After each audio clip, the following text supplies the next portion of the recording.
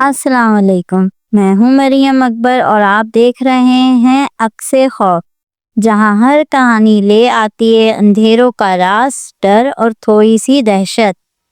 اندھیرے کی اس دنیا میں قدم رکھنے سے پہلے اپنی حفاظت کے لیے آیت الکرسی پڑھ لیں تاکہ آپ سن سکیں آج کی خوفناک کہانیاں۔ بلی، یہ واقعہ میری دادی نے سنایا تھا کہ بچپن میں ان کو بلیاں بہت پسند تھی۔ وہ جہاں بھی بلی یا بلی کا بچہ دیکھتی گھر پر لے آتی، اس کو کھانا دینا، اس کو پیار کرنا اور خیال کرنا، بلیوں کے ساتھ کھیلنا ان کا کام تھا۔ ان کے گھر میں ہر وقت بہت سی بلیاں ہوتی تھیں۔ دادی کا گھر کچا پکا تھا، گاؤں کے سبھی گھر ایک جیسے ہوتے تھے۔ دادی کی بلیاں بس کھانے کے وقت آتی اور چلی جاتی تھیں۔ کبھی کوئی بلی جو بیمار ہو وہ، یا اگر بلی کے بچے جو چھوٹے ہوں وہ بس گھر میں نظر آتے۔ ایک دن اسکول سے واپسی پر ایک کالا نیلی آنکھوں والا بلی کا بچہ ملا۔ وہ بہت زخمی تھا اور درد سے کرا رہا تھا۔ میاؤں میاؤں کی آواز پر دادی نے اس کو دیکھا اور اس کو گود میں پیار سے اٹھا لیا۔ اس کو اپنا گھر لے آئیں، دودھ دیا، اس کے زخموں پہ پٹی کری۔ وہ بلی کا بچہ پتہ نہیں کب سے بھوکا تھا، فوراً دودھ پی گیا اور ان کے پاس گود میں آ کر سو گیا۔ دن بدن وہ بچہ ٹھیک ہوتا گیا۔ وہ بہت پیارا ہو گیا تھا۔ کالے بال اس کے دن میں چمکتے تھے اور رات میں اگر وہ اندھیرے میں ہو تو اس کی آنکھوں سے پتہ لگتا تھا کہ یہاں پہ کوئی بلی ہے۔ دادی کو اس کی آنکھوں کا رنگ بدلتا محسوس ہوتا تھا۔ دن میں نیلا ہوتا تھا مگر رات کے وقت وہ ہرا یا کبھی کبھی سرخ ہوتا تھا۔ زیادہ تر دادی کے پاس ہی رہا کرتا تھا۔ ان کے ساتھ کھیلنا ہو یا کھانا کھانا ہو، کوئی اور اس کے پاس نہیں جاتا تھا، اور اگر کوئی پاس جائے تو وہ بھاگ جاتا تھا۔ ایک دفعہ ان کے گھر میں مہمان اور ان کے بچے آئے ہوئے تھے۔ بچوں کو عادت ہوتی ہے بلی کو پکڑنے کی، تو ان کا ایک لڑکا اسی بچے کو گود میں لے کر کھیلنا چاہ رہا تھا۔ دادی نے منع بھی کیا کہ اس کو نہ لو گود میں، مگر اس نے ان کو دھکا دے کر گرا دیا اور اس کالی بلی کے بچے کو پکڑ لیا۔ دادی کے ہاتھ میں چوٹ لگی تھی، تھوڑی سی زخم بھی بن گیا تھا۔ وہ روتے ہوئے وہاں سے اپنی والدہ کے پاس آ گئی۔ مغرب کا وقت ہو گیا تھا، سب لوگ گھر کی چھت پہ شام کی چائے پینے گئے۔ بچے بھی سارے کھیل رہے تھے۔ بڑوں نے نماز پڑھنے کا بولا تو سب کے سب واپس نیچے آ گئے، بس وہ لڑکا نہیں آیا۔ اندھیرا زیادہ ہو گیا تھا تو وہ آنے لگا۔ ابھی وہ سیڑھیوں پر تھا کہ کسی نے پیچھے سے اس کو زور سے دھکا دیا۔ وہ منہ کے بل گرا۔ کو چوٹ آئی تھی جیسی دادی کو لگی تھی، اور دادی نے دیکھا کہ اسی وقت بلی کا بچہ بھاگ کر دادی کے پاس آ گیا ہے اور اس کی آنکھیں ایک دم سرخ ہو رہی ہیں اور وہ ایک ٹک اس لڑکے کو گھور رہی ہے۔ دادی نے اس کو پیار کیا اور اس کو کھانا بھی دیا۔ آہستہ آہستہ وہ واپس سکون میں آ گیا۔ اس کی آنکھیں بھی نیلی ہو گئی تھی اور وہ ان کے ساتھ ساتھ ان کے پاس پاس ہی بیٹھا رہا۔ ایک روز دادی کا ٹیسٹ تھا، انہوں نے تیاری کری اور اسکول آ گئے۔ کلاس کے دوران کسی بچی نے پیپر ان کی ڈیسک کے نیچے پھینک دیے۔ استاد نے وہ دیکھ لیا اور ان سے پوچھا، آپ نے چیٹنگ کی ہے؟ انہوں نے منع کیا، سب ٹیسٹ سنا بھی دیا، مگر استاد نے ان کو سزا دی اور کان مروڑ دیا اور ایک ہاتھ پر اسٹک سے مار بھی دیا۔ اگلے روز استاد جی نہیں آئے کلاس لینے۔ کچھ روز بعد آئے تو پتہ چلا کہ ان کا ایک چھوٹا سا حادثہ ہوا تھا جس کی وجہ سے ان کے ہاتھ اور کان کے پاس کچھ چوٹیں آئی تھی۔ ایک بلی کا بچہ ان کی سائیکل کے سامنے آ گیا تھا اور انہیں اس کو نہ لگے اس لیے انہوں نے سائیکل موڑی۔ وہ جھاڑیوں میں چلی گئی اور ان کو چوٹیں لگی۔ وقت گزرتا گیا، دادی کو کبھی کسی نے کچھ بھی کیا تو لازمی اس کو بھی ویسی ہی تکلیف کا سامنا کرنا پڑتا تھا۔ دادی عبادت کرتی تھی تو وہ بلی ان کے ساتھ ساتھ پاس بیٹھی رہتی تھی۔ دادی کا جب انتقال ہوا تو ساری رات بلیاں چھت پہ روتی رہی تھیں۔ میرے بابا جب بھی قبرستان جاتے ہیں دادا اور دادی کی قبر پر فاتحہ پڑھتے تو دادی کی قبر پہ ایک کالی بلی بیٹھی ملی تھی اور اس کی آنکھیں نیلی ہوتی تھی۔ ایک دفعہ گورگن نے بتایا کہ رات کے وقت اکثر ایک مرد ان کی قبر پہ آ کے فاتحہ پڑھتا ہے۔ آج تک میں نے کسی کی بھی آواز نہیں سنی اس جیسی۔ ابو نے کہا کہ میں رات میں نہیں آتا۔ آج تک نہیں پتہ چلا وہ کون ہے۔ دادو، آج تو اپنی کتاب میں شامل کوئی کہانی سنائیں۔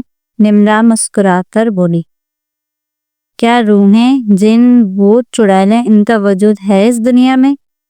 باقی سب لوگ بھی اونچی آواز میں بولا، ہاں، آج رات ہم آپ سے کوئی سچی خوفناک کہانی سن کے۔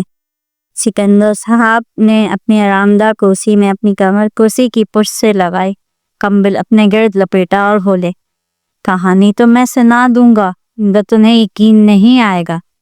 تمام لڑکے لڑکیاں یک زبان بولے، نہیں نہیں، ہم کہانی سن کر رہیں گے۔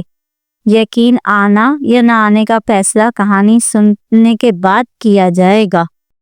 سکندر صاحب مسکرائے اور بولے، چلو بچوں، دیکھتے ہیں تم لوگ دادو کی کہانی پر یقین کرتے ہو یا مجھے جھٹلا دیتے ہو۔ یہ ان دنوں کا قصہ ہے جن دنوں میری تبدیلی ہزارہ میں ہو۔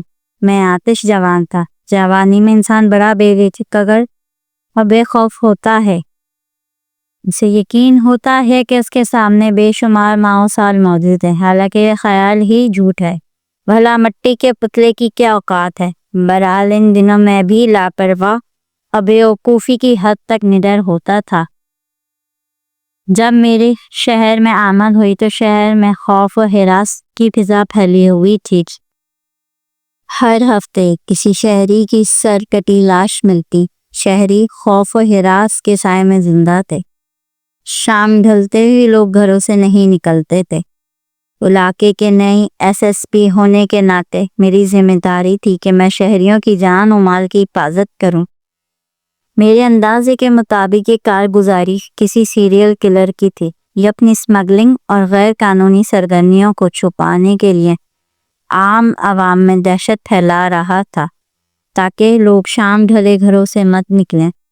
نیز اس خون کی ہولی سے اس کی نفسیاتی بیماری کی بھی تسکین ہوتی ہے۔ سرکٹی لاش دیکھ کر میرا جیسا نگر شخص بھی ہل کر رہ گیا۔ سر انتہائی صفائی سے تن سے جدا کیا گیا تھا۔ ہوتا مزید یہ کہ کٹا ہوا سر خود سر بریدہ لاش کے ہاتھ میں تھمایا گیا ہوتا۔ اس کٹے ہوئے سر کی آنکھیں دہشت سے پھٹی ہوتی۔ ایسا لگتا جیسے انہوں نے قاتل کو دیکھا ہوئے۔ میں اس افریت سے مظلوم شہریوں کو محفوظ کرنا چاہتا تھا، لہٰذا میں نے اپنی فورس کے نوجوانوں کو رات میں مختلف علاقوں میں ناکے لگانے کا حکم دیا تاکہ سیریل کلر کو پکڑا جا سکے، جو لوگوں کے سر صفاقی سے ان کے دھڑ سے علیحدہ کر دیتا تھا۔ کمرے میں سکوت کا عالم تھا۔ نوشاد بے تابی سے بولا، نانو پھر کیا ہوا؟ سکندر صاحب نے اپنا سگار جلایا اور بولے، اس ناکے کا یہ نتیجہ نکلا کہ اگلے دن ہمیں 2 پولیس اہلکاروں کی سرکٹی لاشیں ملی۔ یہ اقدام پولیس فورس پر ڈائریکٹ حملہ تھا۔ پوری پولیس فورس میں بے چینی پھیل گئی۔ پولیس والے بھی افراد کی ڈیوٹی نہیں کرنا چاہتے تھے۔ ایسے میں نے اپنے دوست آئی جی مرتضیٰ علی کو بلوایا۔ ہم دونوں نے میٹنگ کی اور 4 پولیس اہلکاروں کے ساتھ اسی جگہ ناکے لگایا جہاں سے اہلکاروں کی لاشیں ملی تھی۔ 3 راتیں گزر گئیں مگر کوئی نتیجہ برآمد نہیں ہوا۔ شہر بھر میں کوئی نیا قتل نہیں ہوا۔ سب لوگ ناامید سے ہو گئے، مگر مجھے پتہ نہیں کیوں یقین تھا کہ مصیبت ٹلی نہیں ہے۔ میں نے اپنے دوست کے کہنے کے باوجود ناکے ختم نہ کرنے کا فیصلہ کیا۔ ریشم بے اختیار بولی، دادو، آپ کو کیسے اندازہ تھا کہ مصیبت ٹلی نہیں ہے؟ سکندر صاحب نے کھڑکی کے باہر نگاہیں جمائیں اور بولے، میں پولیس والا تھا مگر میری چھٹی حس بہت تیز تھی۔ میرے والد مجھے بچپن سے نصیحت کرتے تھے، سن always believe your gut feelings۔ بس کچھ ایسا ہی تھا جو مجھے یقین دلاتا تھا کہ سیریل کلر آزاد ہے۔ اس رات سردی اپنے عروج پر تھی۔ میں اور مرتضیٰ ناکے پر اکیلے تھے۔ چاند بھی آسمان پر موجود نہیں تھا۔ دھند نے ہمارے گرد و پیش کو دھندلایا تھا۔ اچانک مجھے دور درختوں میں لالٹین کی روشنی نظر آئی۔ میں اور مرتضیٰ اکٹھے اس طرف بڑھے۔ فضا میں عجیب سا سکوت طاری تھا۔ ہم محتاط قدموں سے آخر کار روشنی تک جا پہنچے۔ ایک لمحے کے لیے ہم دونوں چکرا گئے۔ ہمارے سامنے سیریل کلر موجود تھا۔ وہ ایک کالے گھوڑے پر سوار تھا۔ گھوڑے کے انگ انگ سے توانائی ٹوٹ رہی تھی۔ اس سوار کی وردی مجھے دیکھی ہی محسوس ہوئی، مگر یہ وردی پولیس والوں کی نہیں تھی۔ اس سوار کے ایک ہاتھ میں تیز کلہاڑا تھا۔ اس گھوڑے کی چین کے ساتھ لالٹین لٹک رہی تھی۔ اس کا چہرہ اندھیرے میں تھا۔ ہم دونوں آنکھیں پھاڑ پھاڑ کے اس کا چہرہ دیکھنے کی کوشش کر رہے تھے۔ یک دم سوار گھوڑے سے اترا اور ہمارے دل اچھل کے ہمارے حلق میں آ گئے۔ ہم دونوں نے اپنی آنکھیں ملیں۔ سامنے کا منظر ناقابل یقین تھا۔ میں اپنے ذہن پہ زور ڈالتا رہا کہ گھوڑے سوار کی وردی میں نے کب اور کہاں دیکھی ہے۔ اچانک میری یادداشت کے دروازے کھلے اور مجھے یاد آیا، اس قسم کی وردیاں تقسیم ہند سے پہلے گورے انگریز فوجی افسران پہنتے تھے۔ میں نے یہ وردیاں مقامی میوزیم میں بچپن میں دیکھی تھیں۔ مجھے یقین ہو گیا کہ ان بہمانہ اموات کی کہانی کوئی معمولی کہانی نہیں ہے، بلکہ اس کے پیچھے کوئی بہت بڑا راز چھپا ہے۔ اگلی صبح میں اور مرتضیٰ پبلک لائبریری میں گئے۔ میں نے 1946 سے لے کے 1940 تک کے اخبارات نکالے۔ تمام اخبارات میں مجھے یا مصطفیٰ کو کچھ نظر نہیں آیا۔ ایک دم میری نظر صدائے ملت کے اخبار نومبر 1946 پر پڑی۔ تمام اخبارات میں مجھے یا مرتضیٰ کو کچھ نہیں نظر آیا۔ ایک دم میری نظر صدائے ملت کے اخبار نومبر 1946 پر پڑی۔ اس کالم میں لکھا تھا، کیا کیپٹن ولیم بک گیا؟ اس میں مجھے اس انگریز سرکٹ افسر کی تصویر نظر آئی۔ 1946 کے دنوں میں کیپٹن ولیم برطانوی حکومت کے چند نادرات اور سونے کے سکوں سے بھرا ہوا ایک صندوق منتقل کرتے ہوئے لاپتہ ہوا۔ اندازہ یہی لگایا گیا کہ شاید اس کا ضمیر بک گیا تھا اور وہ حریت پسندوں سے تر پدر مل گیا تھا۔ برطانوی حکومت کی بے عزتی نہ ہو، اس لیے اس معاملے کو دبا دیا گیا۔ یہ رپورٹ بھی کسی مسلمان کالم نگار نے لکھی تھی، ورنہ باقی کسی اخبار میں ولیم کا تذکرہ تک نہ تھا۔ اس کی بیوی اور بچہ واپس انگلستان روتے دھوتے چلے گئے۔ کیپٹن ولیم ہوا میں تحلیل ہو کر قصہ پرینہ بن گیا۔ میں نے پچھلے 3 ماہ کے اخبارات نکالے۔ ان میں انگریزی دور کے نادرات دریافت سونے کی خبر موجود تھی، مگر سونے کے سکوں والے صندوق کا قصہ موجود نہیں تھا۔ میں محکمہ آثار قدیمہ میں مرتضیٰ کو لے کر پہنچا اور وہ نادرات دیکھنے کی خواہش ظاہر کی جو کھدائی کے دوران ملے تھے۔ محکمہ کے ڈائریکٹر صاحب تو سرکٹی لاش بن چکے تھے، کیونکہ پولیس کی رپورٹ کے مطابق وہ پہلے